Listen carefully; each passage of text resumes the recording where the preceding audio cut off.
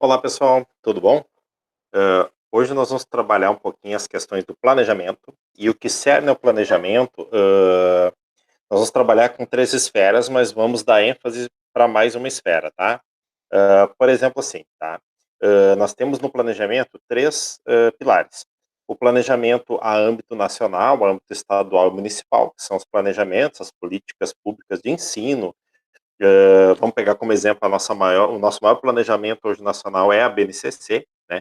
E vocês são da geração BNCC, que a gente sempre tem gerações de professores.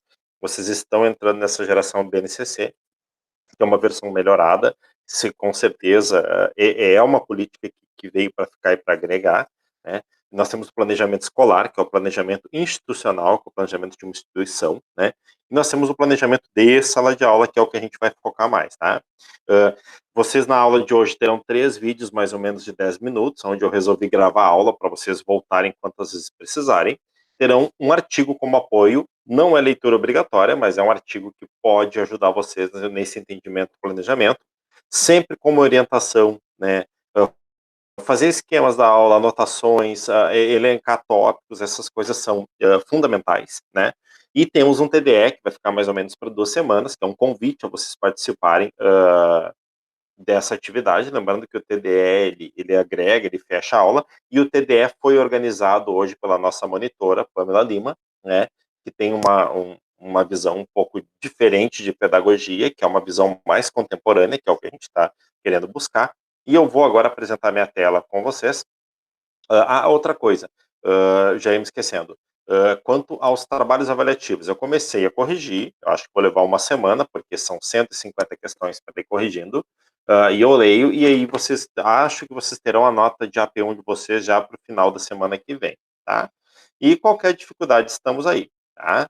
Eu vou apresentar a tela com vocês agora, tá? Que eu acho que fica melhor até para vocês quiserem pausar o vídeo, para ir trabalhando, né, com as questões que a gente vai estar trabalhando ali nos slides, para dar uma visão assim ampla, mas vamos restringir principalmente ao planejamento de sala de aula, tá?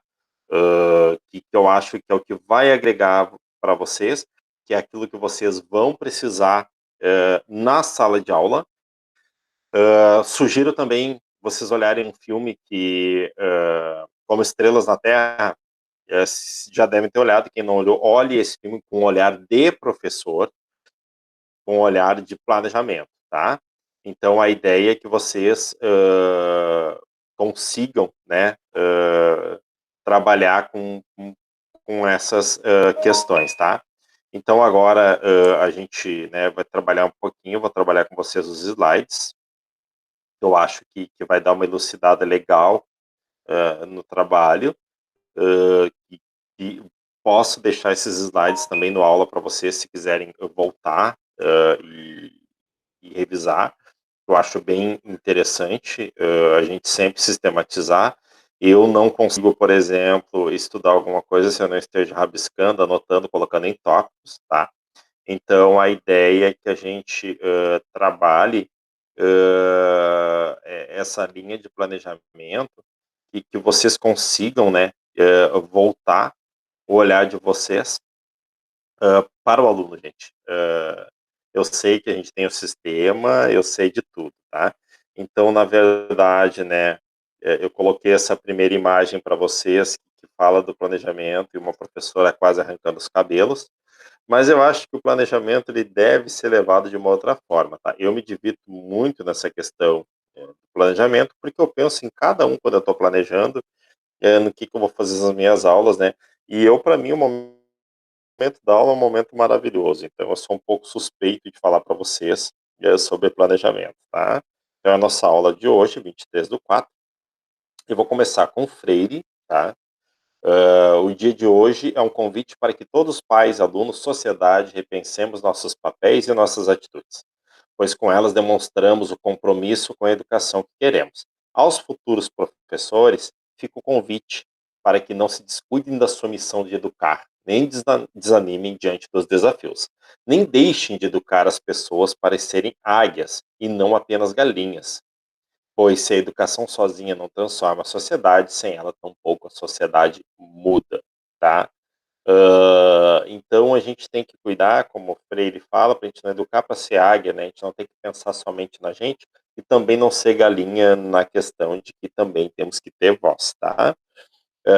Então, assim, o planejamento educacional é um ato de intervenção técnica e política, que se efetiva em três níveis distintos e, ao mesmo tempo, interrelacionados, tá?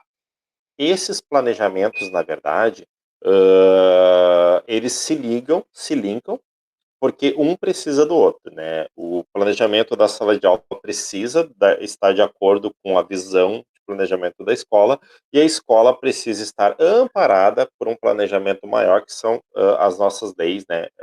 De políticas públicas e outras coisas, né? No caso, agora a gente tem a BNCC e temos a BNCC do referencial gaúcho, né? E aqui são as modalidades, gente, tá? Olha só.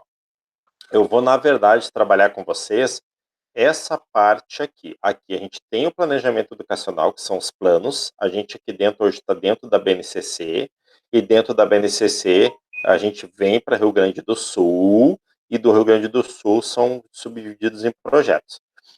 Nós temos o planejamento curricular, que é o que a escola traça como objetivo e tudo mais, né? Aí tá todas as questões de currículo, de identidade da escola, de filosofia. E aí nós temos o planejamento de ensino, que é onde a gente vai bater mais, porque eu acho que é aquilo que vai agregar mais e que é mais importante para vocês, tá? Esse esqueminha eu achei bem bacana para vocês terem, para vocês esquemarem, saber o que, que a gente está falando, né, direto. Mas sempre pensando, gente, esse macro aqui, o centro é o aluno, tá? O professor não planeja para ele, o professor não organiza as suas coisas para o trabalho dele, e sim ele planeja e organiza suas coisas para o aluno. O aluno é o centro de interesse. O aluno deve ser o beneficiado com o planejamento. E nós devemos participar deste processo. Nós não podemos pensar em planejamento somente para o professor. Esse professor que planeja somente para ele, não pensando naquilo que ele vai conseguir alcançar, ele não é um professor, na minha opinião. Por isso que eu friso. Quem olhou pode olhar de novo, quem não olhou, olha, como estrelas na Terra. Vocês terão uma percepção do que realmente é o papel de um professor, tá bom? Então, o planejamento curricular é o processo de tomada de decisões sobre a dinâmica da ação escolar, tá? Então, por exemplo, né, tudo aquilo, por exemplo, se eu estou numa comunidade mais carente, eu tenho que pensar um planejamento que contemple essa comunidade, que também não coloque a questão da impotência, não é dizer que o aluno não possa fazer ou alcançar o conhecimento, porque ele está numa zona né, mais crítica, a escola está inserida num contexto mais crítico. Sabemos que todos os fatores, como alimentação, recursos materiais influenciam, mas o professor tem que planejar para este aluno, levando em consideração o social dele, tá? Vygotsky já dizia, né, que não existe, né, professor sem aluno e não existe professor que não considere o sócio construtivo. O que, que é isso? Levar em consideração todas as demandas que o aluno tem para ele executar tal atividade. Ah, mas o meu aluno não consegue ler lá no quarto ano. Alguma coisa deve ter. Vocês assistiram um vídeo, né, sobre dislexia. O filme Como Estrelas na Terra também fala de dislexia. Então, esse aluno que tem algum problema, ele é dislexo, ele tem que ser olhado de uma outra maneira e tem que ser detectado, tá? Então, para um plano, né, é especialmente importante determinar claramente como se relacionam entre si os diversos elementos e os critérios conectados com eles, tá? A gente está no planejamento e a gente sai do planejamento e cai no plano de aula. Meu Deus, o que que eu vou fazer hoje? Como eu vou fazer e o porquê que eu vou fazer, né? Eu acho que são perguntas que devem ser elencadas, mas a pergunta principal que vocês têm que ter é o porquê eu vou fazer determinada atividade. O que eu quero alcançar com isso, né? Não adianta nada um planejamento lindo, colorido, maravilhoso, impresso em folhas coloridas, se ele é vazio de significado. Mas um planejamento, às vezes, em uma folha de caderno, ele tem mais impacto, porque ele está realmente pensando no seu aluno e no seu aluno como humano, como pessoa que tem necessidades assim como eu tenho, tá? Então, na verdade, e Taba já falava isso em 1974, né? Então, para vocês verem, tem 46 anos que Taba escreve isso e a gente se pergunta ainda por que planejar. Gente, planejar é para o aluno, para ele ter um aprendizado significativo, para ele participar do processo de aprendizagem, tá? E aí a gente vai encerrar esse vídeo, porque na outra já vou entrar no plano curricular específico. Nesse plano a gente vai conversar um pouquinho sobre sondagem, objetivos, conteúdos, procedimentos, recursos e processos de avaliação. Todos os elementos devem estar relacionados com os objetivos. Se eu traço um objetivo, e na verdade esse objetivo a gente lê também como habilidades e competências, que é o que a gente está trabalhando da BNCC, né? E aí a gente vai trabalhar um processo de migração para habilidades e competências, mas habilidades e competências, elas são objetivos a serem alcançados, tá bom? Um beijo para vocês, até o próximo vídeo, né? A ideia é que a gente, né, trabalhe bem fortemente essas questões, né, de realmente trabalhar com o aluno, né, de perceber que o aluno é o centro do processo, né, isso é o mais gritante, né, nos dias de hoje, tá? Então, na verdade, a gente busca, né, uma uma identidade ainda de professor, né.